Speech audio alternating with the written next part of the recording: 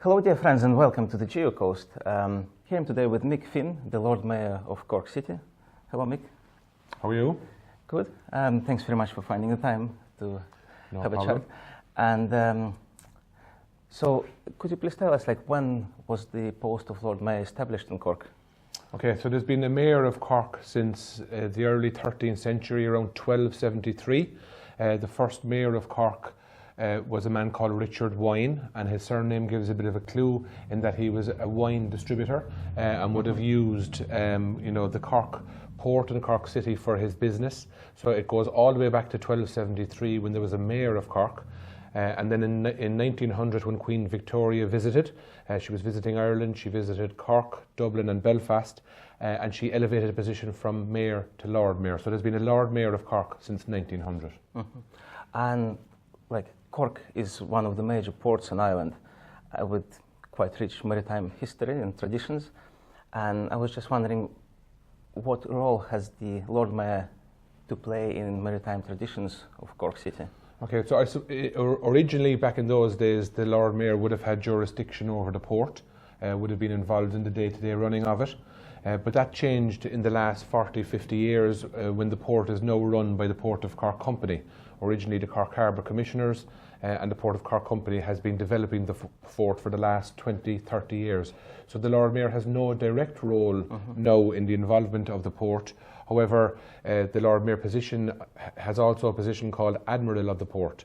So it has a ceremonial duty.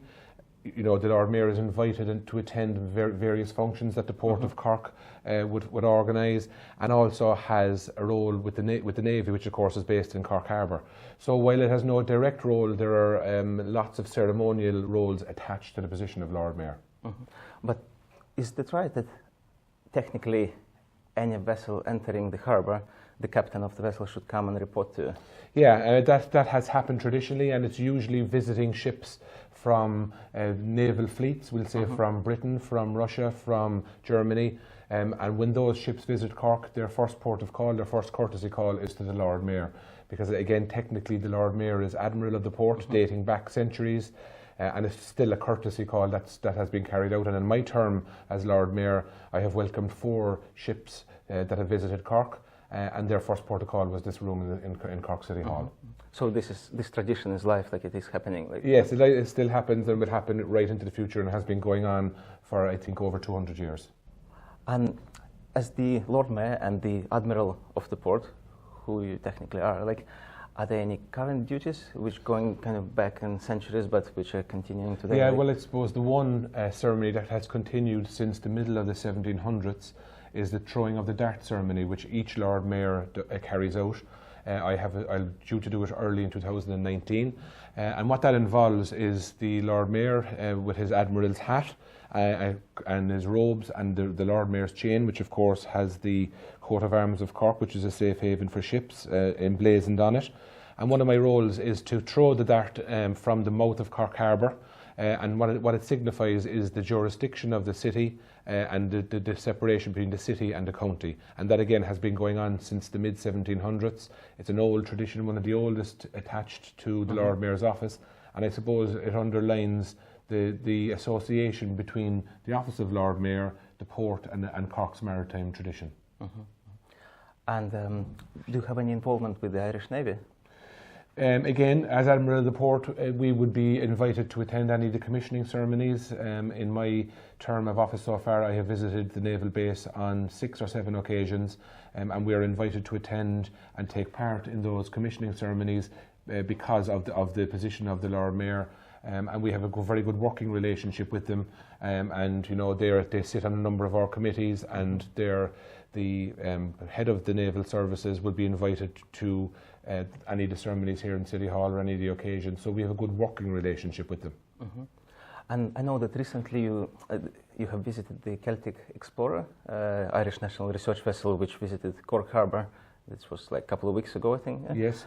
So what can you tell us about this visit? Yes, that visit was organised. There has been government investment in the buoy system, the data buoy system around the coast. And again, because it was taking place in the heart of Cork City along the quays, the Lord Mayor would be invited as a matter of course, and we were invited aboard the Celtic Explorer, and just to be told of what that boat and that ship and those services do in mapping the seabed, in providing data for weather forecasting, for shipping. So that was a really interesting visit, and it's again one of those things that a Lord Mayor of the city is invited to attend anything that happens within the jurisdiction of the city that's associated with the river or the harbour. And like yourself, like as I understand, like you grew up in Cork City. Yes. And what is your personal connection with the sea? Yeah, well, I suppose, as a family connection, my father worked with the harbour commissioners, so I remember as a young boy being down around the bonded warehouses in Tivoli where he worked. So that the sea, the harbour, the port was always part of my family growing up. I can remember, various container ships with bananas and chocolate crumb and stuff like that coming into the harbour, and us as young people getting a few bananas thrown to us and a few products being brought home. So I remember that clearly. Then later on, we'd have links with London, and I can remember leaving Cork on the Innisfallen on ships like the MV Connacht that used to leave from Cork Harbour to go to London, which of course is a tradition that's going back centuries since Irish people left and were left for Australia, left for America, where the city, port and cove were used for immigrants and for, of course, convicts leaving for Australia as well. They would have been contained, I suppose, in the jails in Cork City, and then would have been sent on their way to Australia, to America, on prison ships.